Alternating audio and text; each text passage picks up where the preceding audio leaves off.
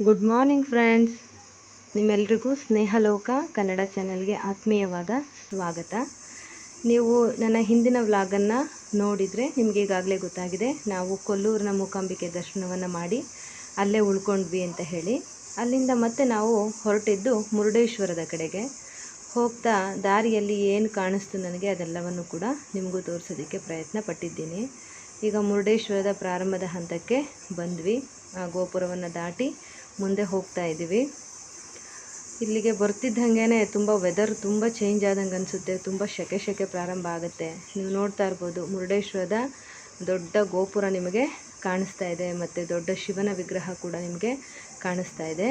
ಈ ಶಿವನ ವಿಗ್ರಹದ ಬಗ್ಗೆ ನಿಮಗೆ ಗೊತ್ತಿರ್ಬೋದು, ಇದು ವಿಶ್ವದ 2ನೇ ಅತಿ ದೊಡ್ಡ ಶಿವನ ಮೂರ್ತಿ ಅಂತ ಹೇಳಿ ಪ್ರಖ್ಯಾತಿಯನ್ನು ಪಡ್ಕೊಂಡಿದೆ. ಒಂದು ಬಾರಿ ಸಿಡಿಲಿನ ಹೊಡೆತಕ್ಕೆ ಸಿಕ್ಕಿ ಅದರ ಒಂದು ಡಮರುಗಕ್ಕೆ ಒಂದು ಸ್ವಲ್ಪ ಡ್ಯಾಮೇಜಸ್ ಆಗಿತ್ತು. ಮತ್ತು ಅದನ್ನು ರಿಪೇರಿ ಮಾಡಿದ್ದಾರೆ. ಮತ್ತು ಸುತ್ತಮುತ್ತ ಕಾಣುವಂತಹ ಒಂದು ಎತ್ತರವಾದ ಗುಡ್ಡದ ಮೇಲೆ ಆ ಶಿವನ ಮೂರ್ತಿಯನ್ನು ಪ್ರತಿಷ್ಠಾಪನೆ ಮಾಡಲಾಗಿದೆ. ಅಲ್ಲಿ ಹೋಗ್ತಾ ಒಂದು ಶಿವನ ಆತ್ಮಲಿಂಗವನ್ನು ರಾವಣ ತೆಗೆದುಕೊಂಡು ಹೋಗಿದ್ದು, ಅಲ್ಲಿನ ಒಂದು ಏನು ಸಿಚುಯೇಷನ್ಸ್ ಇತ್ತು, ಹಸುಗಳಿರ್ಬೋದು, ಶಿವ ತಪಸ್ಸು ಮಾಡ್ತಾ ಇರೋಂತಹ ಸ್ಥಳ, ಮತ್ತು ಗಣಪತಿಗೆ ರಾವಣ ಆತ್ಮಲಿಂಗವನ್ನು ಕೊಟ್ಟಂತಹದ್ದು, ಈ ರೀತಿ ಅನೇಕ ಶಿಲ್ಪಗಳನ್ನು ಅಲ್ಲಿ ಮೂಡಿಸಿರೋದನ್ನು ಅಥವಾ ನಿರ್ಮಿಸಿರೋದನ್ನು ನಾವು ನೋಡ್ಬೋದು. ಈಗ ನೀವು ನೋಡ್ತಿರೋದು ಶನಿ ಮಹಾತ್ಮನ ದೇವಾಲಯ.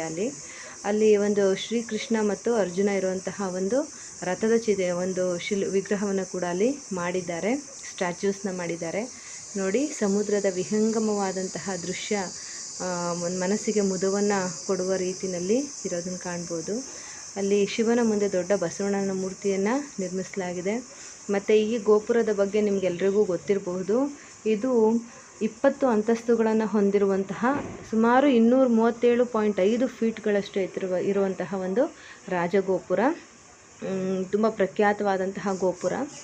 ಹಾಗೆ ನಾನು ಶಿವನ ವಿಗ್ರಹದ ಸುತ್ತ ಒಂದು ಸುತ್ತು ಬರ್ತಾ ಇರಬೇಕಾದ್ರೆ ಕಂಡಂತಹ ದೃಶ್ಯಗಳು ಇದು ಫ್ರೆಂಡ್ಸ್. ನೋಡೋದಕ್ಕೆ ತುಂಬ ಸುಂದರವಾಗಿ ಕಾಣಿಸ್ತಾ ಇತ್ತು. ಆದಷ್ಟು ನಾನು ಕ್ಯಾಪ್ಚರ್ ಮಾಡೋದಕ್ಕೆ ಟ್ರೈ ಮಾಡಿದ್ದೀನಿ. ಅಲ್ಲಿ ಗಣಪತಿ ಮತ್ತು ವೇದವ್ಯಾಸರು ಕುಳಿತು ವೇದವ್ಯಾಸರು ರಾಮಾಯಣವನ್ನು ಹೇಳ್ತಾ ಇರೋದು ಮತ್ತು ಗಣಪತಿ ಬರಿತಾ ಇರೋಂತಹ ಒಂದು ದೃಶ್ಯವನ್ನು ನೋಡಬಹುದಲ್ಲಿ. ಮತ್ತು ಹಾಗೆ ಮುಂದುವರೆದ್ರೆ ಸಮುದ್ರದ ವಿಹಂಗಮವಾದಂತಹ ದೃಶ್ಯ ಕಂಡು ಬರ್ತಾ ಇತ್ತು. ಎಷ್ಟು ಚೆಂದ ಇತ್ತಪ್ಪ ಅಂತಂದರೆ, ಮೇಲೆ ವಿಸ್ತಾರವಾದಂತಹ ನೀಲಿ ಆಕಾಶ, ಕೆಳಗೆ ಅಷ್ಟೇ ವಿಸ್ತಾರವಾಗಿ ಅಂತ್ಯವೇ ಇಲ್ಲದೆ ಅಂತೆ ಕಾಣುವಂತಹ ಸಮುದ್ರ. ಇಲ್ಲಿರುವಂತಹ ಸಮುದ್ರ ಯಾವುದು ಅಂತ ನಿಮ್ಮೆಲ್ರಿಗೂ ಗೊತ್ತಿರ್ಬೋದು, ಅರಬ್ಬಿ ಸಮುದ್ರ. ನೋಡೋದಕ್ಕೆ ತುಂಬ ಸುಂದರ ಅನಿಸುತ್ತೆ. ಯಾಕಪ್ಪ ಅಂದರೆ ನಾವು ಈ ಕಡೆ ಬೆಂಗಳೂರು, ಮೈಸೂರು ಈ ಸೈಡ್ನವ್ರಿಗೆ ಸಮುದ್ರ ನೋಡೋದು ಈ ಥರ ಒಂದು ಪ್ರವಾಸವನ್ನು ಹೋದಾಗ ಮಾತ್ರ ಸಾಧ್ಯ ಆಗುತ್ತೆ. ಹಾಗಾಗಿ ನಮಗೆ ಅದು ತುಂಬ ಕೌತುಕ ಅನಿಸುತ್ತೆ. ಎಷ್ಟು ವಿಶಾಲವಾಗಿದೆಯಪ್ಪ ಸಮುದ್ರ, ಎಷ್ಟು ನೋಡಿದ್ರೂ ಮುಗಿಯೋದೇ ಇಲ್ಲ, ಎಂಡ್ಲೆಸ್ ಅಂತ ಹೇಳ್ತೀವಲ್ಲ, ಹಾಗೆ ನಮಗೆ ಭಾಸ ಆಗುತ್ತೆ. ಅಗಾಧವಾದಂತಹ ಜಲರಾಶಿಯನ್ನು ನೋಡಿ ಮನಸ್ಸಿಗೆ ತುಂಬ ತುಂಬ ತುಂಬ ಸಂತೋಷ ಆಗುತ್ತೆ. ಮತ್ತು ಅದೇ ರೀತಿಯಲ್ಲಿ ಈ ಪ್ರಕೃತಿಯ ಈ ಸೃಷ್ಟಿಯ ಮುಂದೆ ನಾವೆಷ್ಟು ಕುಬ್ಜರು ಅನ್ನೋದು ನಮ್ಗೆ ಗೊತ್ತಾಗುತ್ತೆ. ನಾವು ಅಂದ್ಕೊಳ್ತೀವಿ, ಅಯ್ಯೋ ನಾವು ಆ ಸಾಧನೆ ಮಾಡಿದ್ದೀವಿ, ಈ ಸಾಧನೆ ಮಾಡಿದ್ದೀವಿ ಅಂತ. ಆದರೆ ಈ ಪ್ರಕೃತಿಯ ಮುಂದೆ ನಾವು ಏನೂ ಇಲ್ಲ, ಒಂದು ಶೂನ್ಯ ಅಂತ ಹೇಳ್ಬೋದು, ಅಥವಾ ಒಂದು ಬಿಂದು ಅಂತ ಬೇಕಾದರೆ ನಮ್ಮನ್ನು ನಾವು ಕರ್ಕೋಬೋದು. ಅಷ್ಟರ ಮಟ್ಟಿಗೆ ಈ ಪ್ರಕೃತಿ ಅನ್ನೋದು ತುಂಬ ವಿಶಾಲವಾದದ್ದು ಮತ್ತು ಅಷ್ಟೇ ತುಂಬ ಬೆಲೆ ಉಳ್ಳಂಥದ್ದು ಅಂತ ಹೇಳಿ ನನಗೆ ಅನಿಸುತ್ತೆ. ಹೀಗೆ ನಾವು ಆ ಒಂದು ಶಿವನ ವಿಗ್ರಹದ ಸುತ್ತ ಬಂದು ನಂತರ ಅಲ್ಲಿರುವಂತಹ ಒಂದು ಮ್ಯೂಸಿಯಂಗೆ ಎಂಟ್ರಿ ತೊಗೊಂಡು ಒಳಗಡೆ ಹೋದ್ವಿ. ಅಲ್ಲಿ ರಾವಣ ಹೇಗೆ ಒಂದು ತಪಸ್ಸನ್ನು ಮಾಡಿ ಆತ್ಮಲಿಂಗವನ್ನು ಪಡ್ಕೊಂಡ ಅನ್ನೋದನ್ನು ಒಂದು ಶಿಲ್ಪಕಲೆಯಲ್ಲಿ ತುಂಬ ಚೆನ್ನಾಗಿ ಮೂಡಿಸಿದ್ದಾರೆ. ಮಕ್ಕಳಿಗೂ ಕೂಡ ತುಂಬ ಚೆನ್ನಾಗಿ ಅರ್ಥವಾಗೋ ರೀತಿಯಲ್ಲಿದೆ. ಮತ್ತು ಕಥೆಯನ್ನು ಕೂಡ ಹಾಗೆ ಹೇಳ್ತಿರ್ತಾರೆ. ಒಂದು ರಾವಣನ ತಾಯಿ ಮರಳಿನ ಲಿಂಗವನ್ನು ಪೂಜಿಸ್ತಾ ಇದ್ದಾಗ ಸಮುದ್ರದ ಅಲೆಗೆ ಸಿಕ್ಕ ಮರಳಿನ ಲಿಂಗ ಕರಗಿ ಹೋಗುತ್ತೆ. ಆಗ ತಾಯಿ ರೋಧಿಸೋದನ್ನು ಕಂಡು ರಾವಣ ಏನು ಮಾಡ್ತಾನೆ, ಅಮ್ಮ ನೀವು ದುಃಖ ಪಡಬೇಡಿ, ನಿಮಗೆ ನಿಜವಾದಂತಹ ಶಿವನ ಆತ್ಮಲಿಂಗವನ್ನೇ ತಂದು ಕೊಡ್ತೀನಿ ಅಂತ ಹೇಳಿ ಹೋಗಿ ಅವನು ಘೋರವಾದ ತಪಸ್ಸನ್ನು ಮಾಡ್ತಾನೆ. ತಪಸ್ಸನ್ನು ಮಾಡ್ತಿದ್ದಾಗ ಆ ದೇವತೆಗಳಿಗೆಲ್ಲ ತುಂಬ ಭಯ ಆಗುತ್ತೆ. ಏನಪ್ಪ, ಶಿವನ ಆತ್ಮಲಿಂಗವನ್ನು ಏನಾದ್ರೂ ರಾವಣನಿಗೆ ಕೊಟ್ಬಿಟ್ರೆ, ಇನ್ನು ಅಂತಹ ರಾಕ್ಷಸನ ಕೈಗೆ ಶಿವನ ಆತ್ಮಲಿಂಗ ಸಿಕ್ಕರೆ ಪ್ರಪಂಚ ಏನಾಗ್ಬೋದು ಅಂತ ಹೇಳಿ ಭಯದಿಂದ ದೇವತೆಗಳೆಲ್ಲ ಒಂದು ಪ್ಲ್ಯಾನ್ ಮಾಡ್ತಾರೆ. ಅವನ ಮನಸ್ಸು ಚಂಚಲ ಆಗೋ ಹಾಗೆ ಮಾಡ್ತಾರೆ. ಅವನ ಮುಂದೆ ಶಿವ ಪ್ರತ್ಯಕ್ಷ ಆದಾಗ ಅವನು ಶಿವನಲ್ಲಿ ಆತ್ಮಲಿಂಗವನ್ನು ಕೇಳೋದ್ರ ಬದಲು ಅವನ ಪಕ್ಕದಲ್ಲಿ ಸುಂದರವಾಗಿ ಕಂಗೊಳಿಸ್ತಾ ಇದ್ದಂತಹ ಪಾರ್ವತಿ ಮಾತೆಯನ್ನೇ ನನಗೆ ಕೊಡು ಅಂತ ಹೇಳಿ ಕೇಳಿಬಿಡ್ತಾನೆ. ಶಿವ ಹೇಳಿ ಕೇಳಿ ಬೋಲೆನಾಥ, ಆತನಿಗೆ ತನ್ನ ಭಕ್ತರೇ ಮುಖ್ಯ. ಹಾಗಾಗಿ ಆತನ ಏನು ಮಾಡ್ತಾನೆ, ಆಯಿತು ತೊಗೊಂಡೋಗು, ಕರ್ಕೊಂಡು ಹೋಗು ಅಂತ ಹೇಳ್ಬಿಡ್ತಾನೆ. ಆಗ ತಾಯಿ ಜಗನ್ಮಾತೆ ಏನಪ್ಪ ಮಾಡೋದು ಅಂತ ಹೇಳಿ ಕಳವಳಗೊಳ್ತಾರೆ. ಆಗ ಹಿಂದೆ ನಾರದರು ಸೂಚಿಸ್ತಾರೆ, ಸ್ವಲ್ಪ ನೀವು ರೂಪವನ್ನು ಬದಲಾಯಿಸಿ ಅಂತ ಹೇಳಿ. ಆಗ ಅವರು ಆ ಒಂದು ರುಂಡಮಾಲಿನಿಯಾಗಿ ಗೋಚರಿಸಿದಾಗ ಭಯ ಆಗ್ಬಿಡುತ್ತೆ. ಭಯ ಆಗಿ ಪಾರ್ವತಿ ಅಲ್ಲ ಅಂತ ಹೇಳಿ ಅವನಲ್ಲಿಂದ ಬರ್ತಿದ್ದಾಗ ಅವನಿಗೆ ಅಲ್ಲಿ ಮಂಡೋದರಿ ಕಾಣಿಸ್ತಾಳೆ ತುಂಬ ಸುಂದರವಾಗಿ. ನಾರದರು ನೋಡಿ ಇವಳೇ ಪಾರ್ವತಿ ಅಂತ ಹೇಳಿ ತೋರಿಸ್ತಾರೆ. ಆಗ ಮಂಡೋದರಿಯನ್ನೇ ವಿವಾಹವಾಗಿ ಅವನು ಕರ್ಕೊಂಬಂದು ತನ್ನ ತಾಯಿಗೆ ಹೇಳ್ತಾನೆ. ತಾಯಿ ಕಾಯ್ತಾ ಇರ್ತಾಳೆ, ಶಿವನ ಆತ್ಮಲಿಂಗ ಬರುತ್ತೆ, ನಾನು ಪೂಜೆ ಮಾಡಬೇಕು ಅಂತ ಹೇಳಿ. ಆದರೆ ಬಂದಿದ್ದು ಸೊಸೆ. ಆ ಸೊಸೆಯನ್ನು ನೋಡಿ ಯಾರೀಕೆ ಅಂದಾಗ ಶಿವನ ಮಡದಿ ಪಾರ್ವತಿಯಿಂದಾಗ, ಅಯ್ಯೋ ಏನು ಮಾತಾಡ್ತಿದ್ಯಾ, ಆಕೆ ಜಗನ್ಮಾತೆ, ನಿನಗೂ ನನಗೂ ಎಲ್ರಿಗೂ ತಾಯಿ ಸಮಾನಳು, ಅವಳನ್ನ ನೀವು ಮದುವೆ ಮಾಡ್ಕೊಂಬರೋಕ್ಕಾಗತ್ತಾ, ನೀನು ಹೇಳ್ತಿರೋ ಸುಳ್ಳು ಅಂತ ಹೇಳಿ ಹೇಳ್ತಾನೆ. ಆವಾಗ ರಾವಣನಿಗೂ ಅನಿಸುತ್ತೆ, ಓಹೋ ಇಲ್ಲೇನೋ ಮೋಸ ನಡೆದಿದೆ ಅಂತ ಹೇಳಿ. ಅವನು ಮತ್ತೆ ತಪಸ್ಸು ಮಾಡೋಕ್ಕೆ ಪ್ರಾರಂಭ ಮಾಡ್ತಾನೆ. ಈ ಸರಿಂತೂ ಕಠೋರವಾದ ತಪಸ್ಸನ್ನು ಮಾಡಿ ತನ್ನ ಒಂದೊಂದು ಶಿರವನ್ನು ಕೂಡ ಕತ್ತರಿಸಿ ಹಾಕಿ ತಪಸ್ಸನ್ನು ಮಾಡ್ತಾನೆ. ಕೊನೆಗೆ ಶಿವ ಪ್ರತ್ಯಕ್ಷ ಆಗಲೇಬೇಕಾಗತ್ತೆ. ಪ್ರತ್ಯಕ್ಷ ಆಗಿ ತನ್ನ ಆತ್ಮಲಿಂಗವನ್ನು ಕೊಟ್ಟು ಬಿಡ್ತಾನೆ ರಾವಣನಿಗೆ. ಆಗ ಏನಪ್ಪ ಮಾಡೋದು, ಮತ್ತೆ ನಾರದರು ಏನು ಮಾಡ್ತಾರೆ, ಗಣಪತಿ ಹತ್ರ ಬರ್ತಾರೆ. ಬಂದು ನೋಡಪ್ಪ, ಈ ರೀತಿಯಲ್ಲಿ ನಿಮ್ಮ ತಂದೆ ಶಿವ ಆತ್ಮಲಿಂಗವನ್ನು ರಾವಣನಿಗೆ ಕೊಟ್ಬಿಟ್ಟಿದ್ದಾರೆ. ಈಗ ಆ ರಾಕ್ಷಸನಲ್ಲಿ ಆತ್ಮಲಿಂಗ ಹೋದರೆ ಪ್ರಪಂಚಕ್ಕೆ ತುಂಬ ಕೆಡುಕುಂಟಾಗುತ್ತೆ. ನೀನೇನಾದರೂ ಮಾಡಿ ಆ ಒಂದು ಆತ್ಮಲಿಂಗವನ್ನು ವಾಪಸ್ ತೊಗೊಂಬರ್ಬೇಕು ಅಂತ ಹೇಳಿ. ಆಗ ಗಣಪತಿ ಒಂದು ವಟುವಿನ ವೇಷವನ್ನು ಧರಿಸಿ ಆ ರಾವಣ ಇರೋಂತಹ ಸ್ಥಳದಲ್ಲಿ ಕಾಣಿಸ್ಕೊಳ್ತಾರೆ. ಅಷ್ಟರಲ್ಲಿ ಸಂಜೆ ಆಗುತ್ತೆ. ರಾವಣ ರಾಕ್ಷಸನಾದರೂ ಕೂಡ ಮಹಾಬ್ರಾಹ್ಮಣ. ಅವನು ಕಾಲಕ್ಕೆ ಏನು ಪೂಜೆ ಪುನಸ್ಕಾರಗಳನ್ನ ಮಾಡಬೇಕು ಅವನು ಮಾಡ್ತಾನೆ ಇರ್ತಾನೆ. ಹಾಗಾಗಿ ಅದು ಸಂಧ್ಯಾವಂದನೆ ಸಮಯವಾದ್ರಿಂದ ಅಲ್ಲಿ ಹತ್ತಿರದಲ್ಲೇ ಇದ್ದಂತಹ, ಯಾಕಪ್ಪ ಅಂದರೆ ಆತ್ಮಲಿಂಗವನ್ನು ನೆಲಕ್ಕಿಡಂಗಿಲ್ಲ ಅಂತ ಶಿವ ಹೇಳಿರ್ತಾನೆ, ಇಟ್ಟರೆ ಅದಲ್ಲೇ ಪ್ರತಿಷ್ಠಾಪನೆ ಆಗಿಬಿಡುತ್ತೆ ಅಂಥೇಳಿ. ಹಾಗಾಗಿ ಆತ್ಮಲಿಂಗವನ್ನು ಯಾರ ಕೈಗಾರು ಕೊಡಬೇಕು ಅಂತ ಹೇಳಿ ನೋಡಿದಾಗ ಗಣಪತಿ, ಒಂದು ವಟುವಿನ ವೇಷದಲ್ಲಿದ್ದಂತಹ ಗಣಪತಿ ಕಾಣಿಸ್ತಾರೆ. ಆ ಗಣಪತಿಯ ಕೈಯಲ್ಲಿ ಆತ್ಮಲಿಂಗವನ್ನು ಕೊಟ್ಟು, ನಾನು ಸಂಧ್ಯಾವಂದನೆ ಮುಗಿಸ್ಬರ್ತೀನಿ, ಅಲ್ಲಿವರೆಗೂ ಆತ್ಮಲಿಂಗವನ್ನು ಇಟ್ಕೊಂಡಿರಪ್ಪ ಅಂತ ಹೇಳಿ ಕೊಡ್ತಾರೆ. ಕೊಟ್ಟಾಗ ಬೇಕು ಅಂತ ಹೇಳಿಬಿಟ್ಟೇ ಗಣಪತಿ ಏನು ಮಾಡ್ತಾರೆ, ಸ್ವಲ್ಪ ಹೊತ್ತಿಗೆ ರಾವಣ ರಾವಣ ರಾವಣ ಅಂತ ಹೇಳಿ ನಾನು 3 ಸರಿ ಕೂಗ್ತೀನಿ, ಅಷ್ಟರಲ್ಲಿ ನೀನು ಬರಬೇಕು ಅಂತ ಹೇಳಿರ್ತಾರೆ.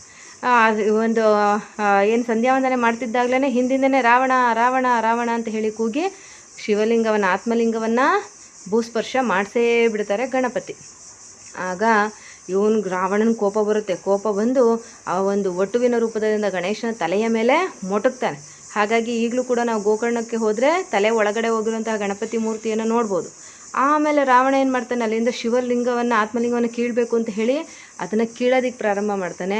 ಆದರೆ ಅದು ಎಷ್ಟು ಕಿತ್ತರೂ ಬರೋಲ್ಲ. ಆ ಕಿತ್ತಿದ್ದಾಗ ಒಂದೊಂದು ಸ್ವಲ್ಪ ಬರ್ತಿತ್ತಲ್ಲ, ಅದನ್ನೆಲ್ಲನೂ ಒಂದೊಂದು ಕಡೆಗೆ ಬಿಸಾಕಕ್ಕೆ ಪ್ರಾರಂಭ ಮಾಡ್ತಾನೆ. ಆ ರೀತಿ ಒಂದೊಂದು ಕಡೆ ಬಿದ್ದಂತಹ ಆತ್ಮಲಿಂಗದ ಚೂರುಗಳಿಂದ ಈ ಎಲ್ಲ ಒಂದು ಶಿವಕ್ಷೇತ್ರಗಳು ಸೃಷ್ಟಿಯಾಗಿದೆ. ಅದರಲ್ಲಿ ಗೋಕರ್ಣದಿಂದ ಮೊದಲುಗೊಂಡು ಮುರುಡೇಶ್ವರದವರೆಗೂ ಅನೇಕ ಶಿವಕ್ಷೇತ್ರಗಳು ಸೃಷ್ಟಿಯಾಗಿದೆ ಅಂತ ಹೇಳಿ ಇಲ್ಲಿ ಒಂದು ಕತೆ ಇದೆ ಫ್ರೆಂಡ್ಸ್. ನಾವು ಅದನ್ನೆಲ್ಲ ನೋಡಿಕೊಂಡು ಅಲ್ಲಿಂದ ರಾಜಗೋಪುರವನ್ನು ನೋಡೋದಕ್ಕೆ ಅಂತ ಹೇಳಿ ಬರ್ತಾಯಿದ್ವಿ. ಅಲ್ಲಿಂದ ಲಿಫ್ಟ್ನ ವ್ಯವಸ್ಥೆ ಇದೆ.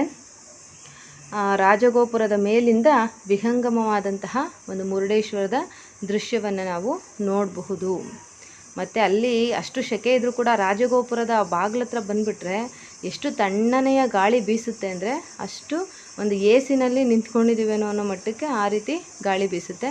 ಇನ್ನು ಗೋಪುರದ ಮೇಲ್ಭಾಗಕ್ಕೆ ಹೋದ್ರಂತೂ ಇನ್ನೂ ಹೆಚ್ಚು ಗಾಳಿ ತಣ್ಣಗೆ ಬೀಸೋದನ್ನು ನಾವು ನೋಡಬಹುದು. ಈ ರೀತಿಯಲ್ಲಿ ನಾವು ರಾಜಗೋಪುರದ ಬಳಿ ಬಂದ್ವಿ. ನಾವು ಈಗಾಗಲೇ ರಾಜಗೋಪುರದ ಮೇಲೆ ಹೋಗಿ ನೋಡಿದ್ದರಿಂದ ಯಾರು ನೋಡಿರಲಿಲ್ಲ ಇಲ್ಲಿವರೆಗೂ ಅವ್ರು ಮಾತ್ರ ರಾಜಗೋಪುರವನ್ನು ನೋಡೋದಕ್ಕೆ ಹೋದರು. ನಾವು ಅಲ್ಲಿಂದ ದೇವಾಲಯದ ದರ್ಶನಕ್ಕೆ ಹೋಗೋಣ ಅಂತ ಹೇಳಿ ದೇವಾಲಯದ ದರ್ಶನಕ್ಕೋಸ್ಕರ ಬರ್ತಾಯಿದ್ದೀವಿ. ಇಲ್ಲಿ ನಿಮ್ಗೆ ಗೊತ್ತಿರ್ಬೋದು, ಮುರುಡೇಶ್ವರದಲ್ಲಿ ಹೆಚ್ಚಿನ ಒಂದು ಪ್ರಗತಿಯನ್ನು ನಾವು ನೋಡ್ತಾನೆ ಇದ್ದೀವಿ. ಯಾಕಪ್ಪ ಅಂತಂದರೆ ಮೊದಲು ಶಿವಲಿಂಗ ಆಯಿತು, ಆಮೇಲೆ ದೊಡ್ಡ ಶಿವನ ವಿಗ್ರಹ ಆಯಿತು, ಆಮೇಲೆ ದೊಡ್ಡ ರಾಜಗೋಪುರ ನಿರ್ಮಾಣ ಆಯಿತು. ಎಲ್ಲನೂ ಕೂಡ ಉತ್ತಮವಾದಂತಹ ಒಂದು ನಿರ್ಮಾಣಗಳನ್ನು ಇಲ್ಲಿ ನೋಡಬಹುದು. ಉತ್ತಮವಾದಂತಹ ಒಂದು ಪ್ರವಾಸಿ ಕ್ಷೇತ್ರವಾಗಿ ಈ ಒಂದು ಮುರುಡೇಶ್ವರ ಕ್ಷೇತ್ರ ಬೆಳೀತಾ ಇದೆ. ಮತ್ತು ಎಲ್ಲ ಕಡೆಯೂ ಕೂಡ ಒಂದು ಸ್ವಚ್ಛತೆಯ ಒಂದು ಇದಿರ್ಬೋದು, ಮೇಂಟೆನೆನ್ಸ್, ಕ್ಲೆನ್ಸಿನೆಸ್ ಮೇಂಟೆನೆನ್ಸ್ ಇರ್ಬೋದು, ಮತ್ತು ಎಲ್ಲ ರೀತಿಯಿಂದಲೂ ಒಂದು ಶಿಸ್ತು ಇರ್ಬೋದು, ಎಲ್ಲನೂ ಕೂಡ ತುಂಬ ಚೆನ್ನಾಗಿ ಇಲ್ಲಿ ಮೇಂಟೈನ್ ಆಗಿದೆ. ಮತ್ತು ಇನ್ನೊಂದು ವಿಶೇಷ ಏನು ಗಮನಿಸಿದ್ದು ಅಂತ ಹೇಳಿದ್ರೆ, ಇಲ್ಲಿ ಬೆಳಗಿನ ಉಪಹಾರದ ವ್ಯವಸ್ಥೆ ಸಹ ಇತ್ತು. ಬೆಳಗಿನ ಉಪಹಾರಕ್ಕೆ ಒಳ್ಳೆ ಉಪ್ಪಿಟ್ಟು, ಅವಲಕ್ಕಿ ಮತ್ತು ಕಷಾಯ ಇದೆಲ್ಲವನ್ನು ಕೂಡ ಉಪಹಾರಕ್ಕೆ ಕೊಡ್ತಾರೆ. ಬೇರೆ ದೇವಾಲಯಗಳಲ್ಲಿ ಹೊರನಾಡನ್ನು ಹೊರತುಪಡಿಸಿ ಇನ್ನೆಲ್ಲೂ ಇಲ್ಲ ಅಂತ ಹೇಳಿ ಅಂದ್ಕೊಂಡಿದ್ದೀನಿ ನಾನು, ನನಗೆ ಗೊತ್ತಿಲ್ಲ. ನಿಮಗೆ ಗೊತ್ತಿದ್ದರೆ ಕಮೆಂಟ್ ಮಾಡಿ. ಇಲ್ಲಿ ಒಂದು ಒಳ್ಳೆ ಉಪಹಾರದ ವ್ಯವಸ್ಥೆ ಇತ್ತು. ಮತ್ತು ಒಂದು ಶಿವನ ಒಂದು ದರ್ಶನ ಕೂಡ ತುಂಬ ಚೆನ್ನಾಗಾಗ್ತಿತ್ತು. ಮತ್ತು ಏನು ಅಷ್ಟೊಂದು ತುಂಬ ಹೊತ್ತು ಕಾಯಬೇಕಪ್ಪ ಅನ್ನೋಂತಹ ರಶ್ ಏನೂ ಇರಲಿಲ್ಲ. ಸಾಕಷ್ಟು ವಿರಾಮವಾಗಿಯೇ ಭಗವಂತನ ದರ್ಶನವನ್ನು ಪಡ್ಕೊಳ್ಳೋದಕ್ಕೆ ನಮಗೆ ಅವಕಾಶ ಇತ್ತು. ನಾವೆಲ್ಲರೂ ಕೂಡ ಮುರುಡೇಶ್ವರನ ದರ್ಶನವನ್ನು ಪಡ್ಕೊಳ್ಳೋದಕ್ಕೆ ಈಗ ಒಳಗಡೆಗೆ ಹೋಗ್ತಾ ಇದ್ದೀವಿ. ಮುರುಡೇಶ್ವರನ ಒಂದು ಇತಿಹಾಸ ಈಗಾಗಲೇ ನಿಮಗೆ ಪುರಾಣದ ಬಗ್ಗೆ ನಾನು ಆಗಲೇ ಸಾಕಷ್ಟು ಹೇಳಿದ್ದೀನಿ, ಯಾವ ರೀತಿ ಇಲ್ಲಿ ಮುರುಡೇಶ್ವರ ಲಿಂಗ ಪ್ರತಿಷ್ಠಾಪನೆ ಆಯಿತು ಅಂತ ಹೇಳಿ. ರಾವಣ ಆತ್ಮಲಿಂಗವನ್ನು ಎಳೆಯೋದಕ್ಕೆ ಹೋಗಿ ಅದನ್ನು ಕಿತ್ತು ಎಲ್ಲೆಲ್ಲಿ ಬಿಸಾಕಿದ್ನೋ ಅಲ್ಲೆಲ್ಲ ಒಂದು ಶಿವಕ್ಷೇತ್ರಗಳು ಅಥವಾ ಆತ್ಮ ಜ್ಯೋತಿರ್ಲಿಂಗ ಕ್ಷೇತ್ರಗಳು ಒಂದು ಉಂಟಾದವು ಅಂತ ಹೇಳಿ. ಇದು ಸಹ ಹಾಗೆಯೇ ಆ ರೀತಿ ಕಿತ್ತು ಎಸೆದಂತಹ ಒಂದು ಜಾಗದಲ್ಲಿ ನಿರ್ಮಾಣಗೊಂಡಿರುವಂತಹ ಒಂದು ದೇವಾಲಯ, ಒಂದು ಜ್ಯೋತಿರ್ಲಿಂಗ ಕ್ಷೇತ್ರ ಅಂತ ಹೇಳ್ಬೋದು. ಯಾಕಪ್ಪ ಅಂದರೆ ಅದು ಒಂದು ಶಿವನ ಆತ್ಮಲಿಂಗದಿಂದ ನಿರ್ಮಾಣ ಆಗಿರುವಂಥದ್ದು. ಇದೆಲ್ಲವೂ ಸಹ ಒಂದು ದೇವಾಲಯದ ಒಳಗಿನ ಪ್ರಾಕಾರ. ತುಂಬ ಸುಂದರವಾಗಿ, ತುಂಬ ಸ್ವಚ್ಛತೆಯಿಂದ ಕೂಡಿರುವಂತಹ ಪ್ರಾಕಾರವನ್ನು ನಾವು ನೋಡ್ಬೋದು.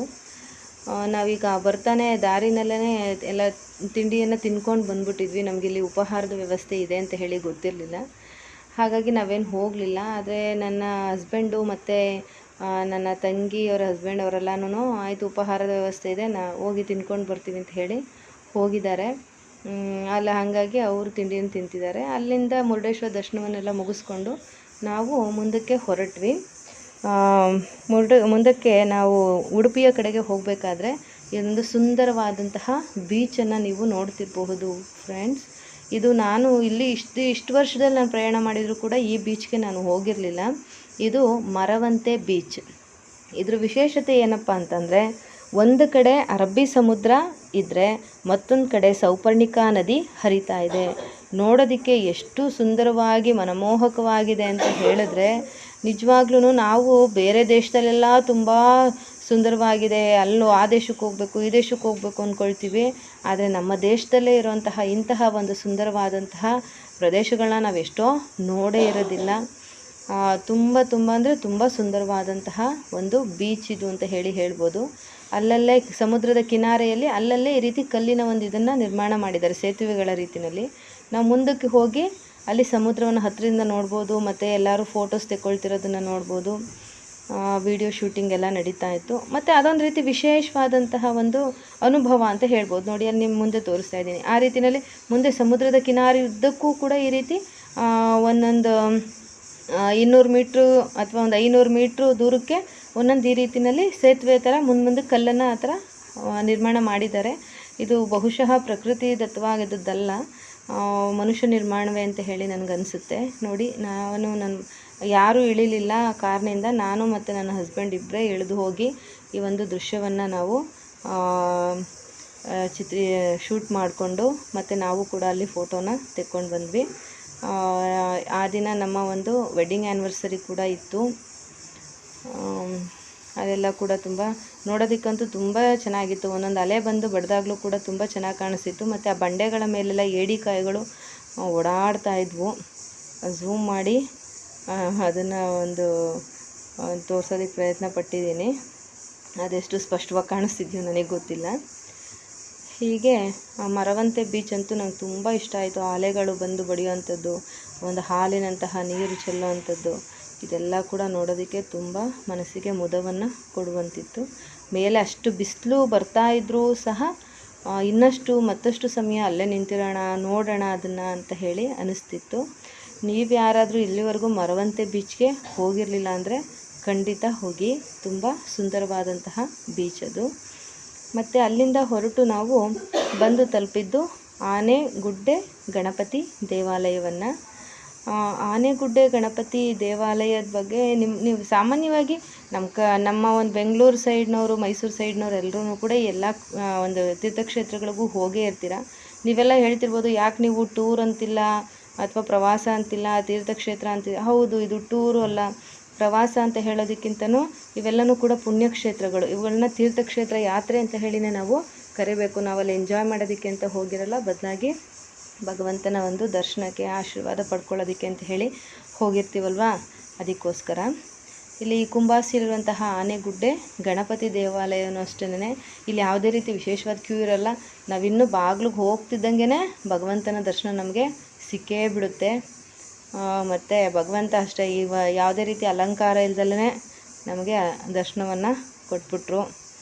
ಹಾಗಾಗಿ ನೋಡೋದಕ್ಕೆ ತುಂಬ ಸುಂದರವಾಗಿ ಕಾಣಿಸ್ತಾ ಇತ್ತು. ಮತ್ತು ಇಲ್ಲೆಲ್ಲ ವಿಶೇಷವಾಗಿ ಗಂಧವನ್ನು ಕೊಡ್ತಾರೆ ಒಂದು ಪ್ರಸಾದವಾಗಿ.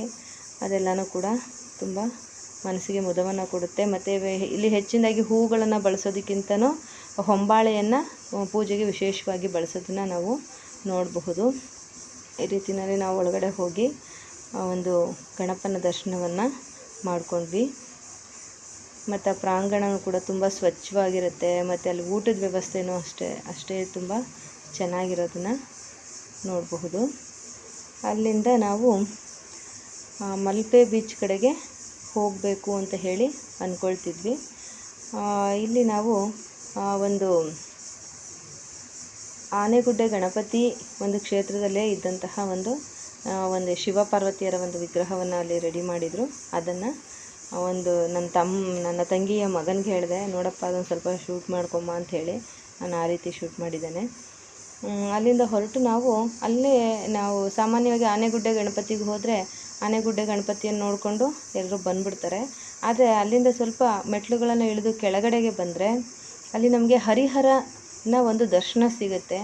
ಸುತ್ತ ಕಲ್ಯಾಣಿ ನಡುವೆ ಆ ದೇವಾಲಯದ ನಿರ್ಮಾಣ ಆಗಿರೋದನ್ನು ನಾವು ನೋಡಬಹುದು. ತುಂಬ ಸುಂದರವಾದಂತಹ ಒಂದು ದೇವಾಲಯ ಅಂತಲೇ ನಾವು ಹೇಳ್ಬೋದು. ಹರಿಹರೇಶ್ವರನ ಒಂದು ದೇವಾಲಯ ಅಲ್ಲಿ ನಿರ್ಮಾಣ ಆಗಿದೆ.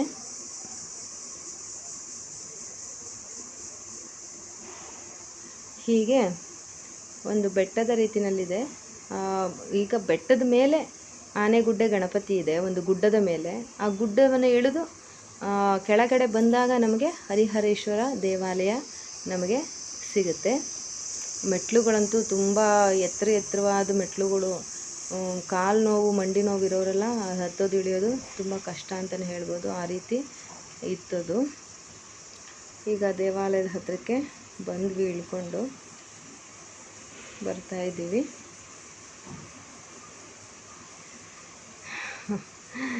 ಹೆಚ್ಚಿನದಾಗಿ ಮೆಟ್ಲು ಇಳಿಯೋದನ್ನೇ ವಿಡಿಯೋ ಮಾಡಿಬಿಟ್ಟಿರೋದ್ರಿಂದ ಈ ರೀತಿಯಲ್ಲಿ ಕಾಣಿಸ್ತಾ ಇದೆ ನಿಮಗೆ. ಈಗ ದೇವಾಲಯದ ಬಳಿ ಬಂದ್ವಿ. ನೋಡಿ, ಇದೇ ದೇವಾಲಯ. ನೋಡಿ, ಸುತ್ತ ಕಲ್ಯಾಣಿ ಇದೆ. ಆ ಕಲ್ಯಾಣಿ ಒಳಗೆ ಮೀನುಗಳೆಲ್ಲ ಆಡೋದನ್ನು ತುಂಬ ಚೆನ್ನಾಗಿ ಕಾಣಿಸುತ್ತೆ. ನೋಡಿ, ಹೀಗಿದೆ ಕಲ್ಯಾಣಿ. ಮತ್ತು ಅಲ್ಲಿಂದ ಆ ಒಂದು ಇದನ್ನು ದಾಟ್ಕೊಂಡು ಒಳಗಡೆ ಹೋದರೆ ಹರಿಹರೇಶ್ವರನ ದರ್ಶನ ಸಿಗುತ್ತೆ. ಆ ಕಲ್ಯಾಣಿಯಲ್ಲಿ ಕಾಲನ್ನೆಲ್ಲ ತೊಳ್ಕೊಂಡು ನಾವು ದೇವರ ದರ್ಶನವನ್ನು ಮಾಡ್ಕೋಬೋದು.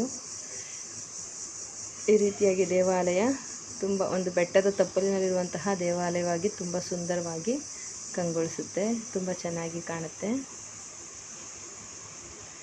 ನೀವು ಕೂಡ ಈ ದೇವಾಲಯಕ್ಕೆ ಹೋಗಿರಲಿಲ್ಲ ಅಂತಂದರೆ, ಇಲ್ಲಿವರೆಗೂ ಹೋಗಿರಲಿಲ್ಲಪ್ಪ ಅಂದರೆ ಖಂಡಿತವಾಗ್ಲೂ ಹೋಗಿ. ತುಂಬ ಚೆನ್ನಾಗಿದೆ. ನಾನು ದೇವರನ್ನ ಒಂದು ಝೂಮ್ ಮಾಡಿ ತೆಗೆಯೋದಕ್ಕೆ ಟ್ರೈ ಮಾಡಿದ್ದೀನಿ. ಅಲ್ಲೂ ಕೂಡ ಅಲೋ ಇರಲಿಲ್ಲ. ಆ ಒಂದು ಗುಡ್ಡವನ್ನು ಮತ್ತೆ ಹತ್ತಿ ಬರಬೇಕಾದ್ರೆ ಅಲ್ಲೊಂದು ಕಲ್ಲನ್ನು ನೋಡಿದೆ. ಆ ಕಲ್ಲು ನೋಡಿ ಫ್ರೆಂಡ್ಸ್, ಈ ರೀತಿಯಲ್ಲಿದೆ. ಒಂದು ರೀತಿ ತೂತು ಮತ್ತು ಗಟ್ಟಿ ಇಲ್ವೇನೋ ಅಂತ ಹೇಳಿ ನಂಗೆ ಅನಿಸುತ್ತೆ. ಪುಡಿ ಆಗುತ್ತೆ ನಾವು ಮುಟ್ಟಿದ್ರೆ ಅಂತ. ಆದರೆ ಮುಟ್ಟಿದ್ರೆ ತುಂಬ ಗಟ್ಟಿ ಇದೆ. ಹಾಗಾಗಿ ಇದು ಏನು ಕಲ್ಲು ಅಂತ ಹೇಳಿ ನನಗೆ ಗೊತ್ತಾಗಲಿಲ್ಲ. ನಾನು ಶಾರ್ಟ್ಸಲ್ಲಿ ಹಾಕಿದ್ದೆ ಇದನ್ನ. ಯಾರಿಗಾದ್ರೂ ಈ ಕಲ್ಲಿನ ಬಗ್ಗೆ ಗೊತ್ತಿದ್ದರೆ ಹೇಳಿ ಅಂತ ಹೇಳಿಬಿಟ್ಟು. ನಿಮಗೆ ಯಾರಿಗಾದ್ರೂ ಗೊತ್ತಿದ್ದರೆ ದಯಮಾಡಿ ಕಮೆಂಟ್ ಮಾಡಿ, ಇದು ಯಾವ ಕಲ್ಲು ಇರಬಹುದು ಅಂತ ಹೇಳಿ. ಇದು ಕಲ್ಲೇನೆ, ಮಣ್ಣಿನಿಂದ ಆಗಿರೋಂಥದ್ದಲ್ಲ, ಕಲ್ಲೇನೆ. ಅದೇ ಇದು ಯಾವ ರೀತಿ ಕಲ್ಲು, ಯಾವ ರೀತಿ ಶಿಲೆ ಅಂತ ಹೇಳಿ ನಿಮಗೆ ಯಾರಿಗಾದ್ರೂ ಗೊತ್ತಿದ್ದರೆ ದಯಮಾಡಿ ಕಮೆಂಟ್ ಮಾಡಿ ಫ್ರೆಂಡ್ಸ್. ಈ ಥರ ಪ್ರಕೃತಿ ವೈಚಿತ್ರ್ಯಗಳು ನಮ್ಮ ಕಣ್ಮುಂದೆ ಕಾಣಿಸ್ತಾನೆ ಇರ್ತವೆ. ನಾವು ಎಷ್ಟೋ ಸರಿ ಅದನ್ನು ಗಮನಿಸೇ ಇರೋದಿಲ್ಲ, ಸುಮ್ಮನೆ ಹೋಗ್ತಾ ಇರ್ತೀವಿ. ಹಾಗೆ ಅಲ್ಲಿಂದ ನಾವು ಬಂದಿದ್ದು ಮಲ್ಪೆ ಬೀಚ್ಗೆ. ಮಲ್ಪೆ ಬೀಚಲ್ಲಿ ಸ್ಟಾರ್ಟಿಂಗಲ್ಲೇ ಗೊತ್ತಿದೆ ನಿಮಗೆ, ಅಲ್ಲಿ ಒಂದು ಗಾಂಧೀಜಿಯವರ ಸ್ಟ್ಯಾಚ್ಯೂ ಇದೆ. ಅಲ್ಲಿಂದ ಬಂದು ಮಕ್ಕಳಲ್ಲಿ ಇದ್ದಿದ್ದರಿಂದ ಮಕ್ಕಳಿಗೆಲ್ಲ ಬೀಚಲ್ಲಿ ಆಟ ಆಡೋದು ಅಂದರೆ ತುಂಬ ಇಷ್ಟ. ಈ ರೀತಿಯಲ್ಲಿ ಒಂದು ಹೊಸದಾಗಿ ನಿರ್ಮಾಣ ಮಾಡಿದ್ದಾರೆ. ಏನಪ್ಪ ಅಂತಂದರೆ ಒಂದು ರೀತಿ ಸೇತುವೆ ಥರ ಅದರಲ್ಲಿ ನಿರ್ಮಾಣ ಮಾಡಿದ್ದಾರೆ, ಸಮುದ್ರದ ಒಳಗಡೆಗೆ ಸ್ವಲ್ಪ ಚಾಚ್ಕೊಂಡಿರೋ ರೀತಿಯಲ್ಲಿ. ಹಾಗಾಗಿ ಅದು ಅದ್ರ ಮೇಲೆ ಹೋದಾಗ ಅದು ಒಂಥರ ಅಲೆ ಬಂದಾಗೆಲ್ಲ ಏರಿಳಿತಗಳು ಬರ್ತಾ ಇರುತ್ತೆ ಅದರಲ್ಲಿ. ಆ ರೀತಿಯಲ್ಲಿ ಮಾಡಿದ್ದಾರೆ. ಒಬ್ಬರಿಗೆ 150 ರೂಪೀಸ್ ಚಾರ್ಜಸ್ ಇರುತ್ತೆ. ಮತ್ತು ಲೈಫ್ ಜಾಕೆಟೆಲ್ಲ ಹಾಕ್ಕೊಂಡು ತುಂಬ ಕ್ಷೇಮವಾದ ರೀತಿಯಲ್ಲೇ ಅಲ್ಲಿ ಅವರೇ ಕರ್ಕೊಂಡೋಗಿ ಬಿಡ್ತಾರೆ. ಮತ್ತು ಅಲ್ಲಿಂದ ಎಲ್ಲ ಜಾರಿ ಸಮುದ್ರದೊಳಗೆ ಬೀಳ್ದಲ್ಲಿರೋ ರೀತಿಯಲ್ಲೂ ಕೂಡ ಅಲ್ಲಿ ನೋಡ್ಕೊಳ್ತಾರೆ. ತುಂಬ ಸೇಫ್ಟಿ ಇದೆ, ಏನು ತೊಂದರೆ ಏನಿಲ್ಲ, ಹೋಗಿ ಬರ್ಬೋದು. ಆದರೆ ಮಕ್ಕಳೆಲ್ಲ ಹೋದರು, ನಾನೇನು ಹೋಗಲಿಲ್ಲ. ನಾನು ನಿಮಗಾಗಲೇ ಹೇಳಿದ್ದೀನಲ್ವ, ನಂಗೆ ಸ್ವಲ್ಪ ಆರೋಗ್ಯದ ಸಮಸ್ಯೆಗಳಿದೆ ಅಂತ ಹೇಳಿ. ಏನು ನನ್ನ ಆರೋಗ್ಯದ ಸಮಸ್ಯೆ ಏನು ಎತ್ತ ಅಂತೆಲ್ಲ ನಾವು ಮುಂದಿನ ವ್ಲಾಗ್ನಲ್ಲಿ ಹೇಳ್ತೀನಿ, ನಿಮ್ಮ ಜೊತೆ ಹಂಚ್ಕೊಳ್ತೀನಿ ಫ್ರೆಂಡ್ಸ್. ಈ ರೀತಿಯಲ್ಲಿ ಜನಗಳು ಆ ಒಂದು ಇದನ್ನು ಹತ್ಕೊಂಡು ಹೋಗ್ತಾರೆ.